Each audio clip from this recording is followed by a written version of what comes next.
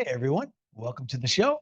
Thank you so much for listening to the podcast. And if you're on YouTube, make sure you hit that subscribe button and please share this episode with other speakers so that they can learn how to get booked and paid to speak consistently. In today's episode, I want to continue on with what we talked about in episode 1 in the foundations of what you need as a speaker. We had talked about the one sheet. We don't need a one sheet. I've never been asked for a one sheet, and you don't need one. Event planners want to see a website and they want to see video of you speaking. I've had so many conversations with event planners where they've seen a one sheet. On paper, the speaker looks solid, but when they get up on stage, it's a hot mess. They want to see samples of you speaking. They want to see your delivery style. So you need a speaker reel. You need a website. You need your keynote topics on that website.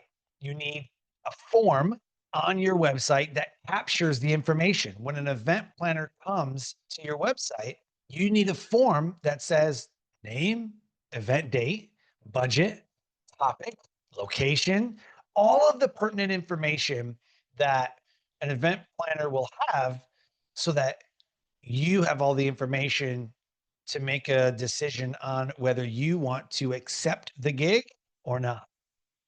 My website is The Success Core, spelled CORPS, thesuccesscore.com. I invite you to go check out the website, see the different forms and the speaker page, how it's set up. That page alone, once I did it that way, keynote topics, the highlight reels, the TEDx talks, the podcasts, once all of that was on there, game changer.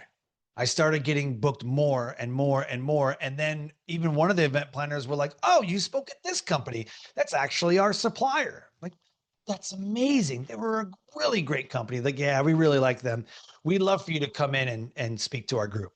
They saw someone that I spoke at. They had a connection with that company. And they said, okay, let's bring you in. I always put the logo of the place that I spoke at, always on my website. I want people to see the different organizations that I'm speaking at.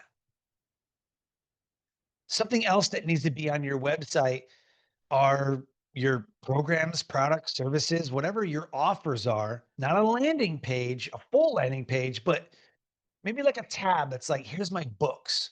Or on your homepage, maybe you're a podcaster. Put that podcast on your homepage. Put a podcast player right there and make it front and center. Something else that needs to be on your website and preferably on the speaking tab are your keynotes, your signature talks. It's what you're known for. You need to be able to communicate with the event planner what you want to be known for, the problems that you solve, and then give a description, a very detailed description of the keynote, and then 3 key takeaways.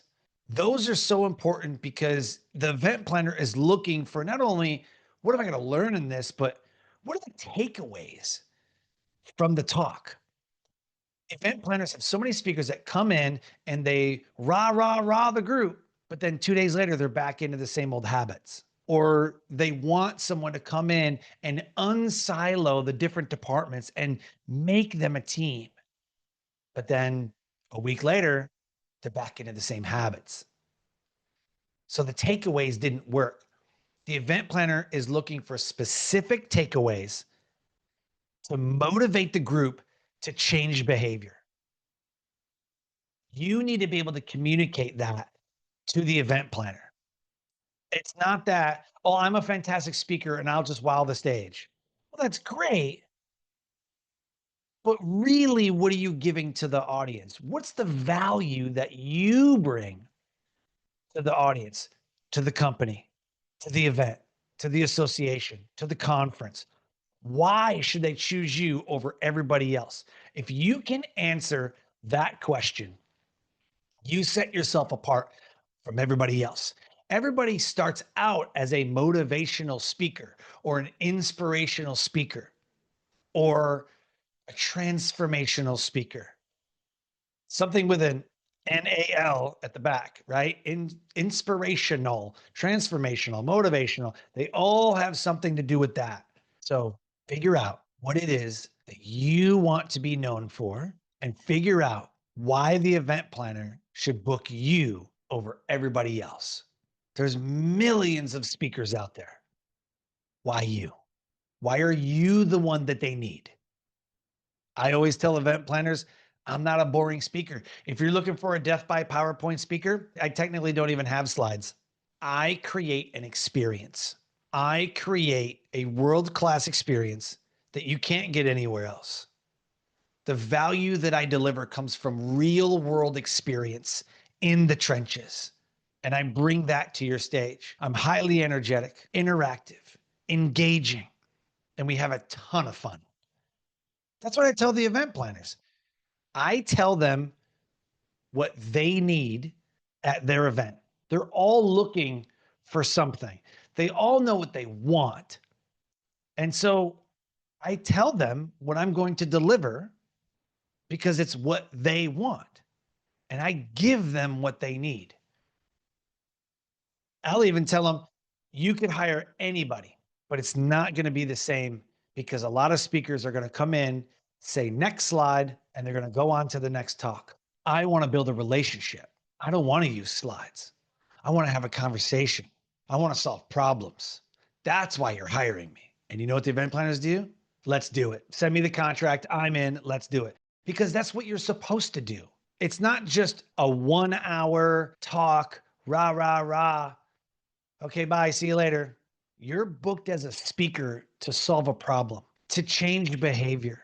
You're there to inspire them to do something. It's you that determines what that something is.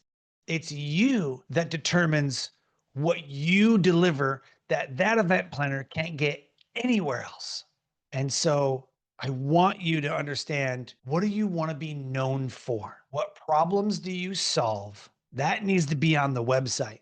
It's going to be the first thing that the event planner reads on the homepage, and then again on the speaker tab. You can have a book tab. You can have a podcast tab. Your podcast, if you have one, should definitely be on the homepage. Maybe like a picture of your book that could be on the homepage. But think about your journey as a client. Pretend that you're cruising your website to book you as a speaker. What I would do is go look at other speaker websites and kind of get an idea, but you kind of have to make sure that they're getting booked. Your homepage should have the information on it that the event planner needs immediately. Don't make them search. What I give is my speaker tab. They're free to go to my homepage. They're going to click on the homepage anyways, but I give them my speaking tab. Oh, I have videos. I have my keynotes. Go check out my speaker tab. Boom. And I give that to them in an email.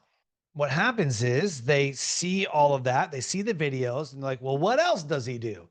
And then they'll click on the homepage or they'll click on the books. And I can track in the back end of my website where the event planner is traveling to through my website.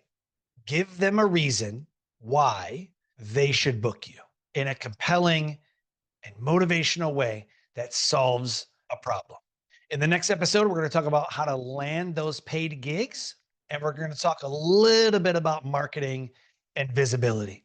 If any of this was helpful, or if I need to expand on something, please get a hold of me, send me an email, find me on social media, subscribe to the show on your favorite podcast player, subscribe on YouTube, and let me know if this was helpful.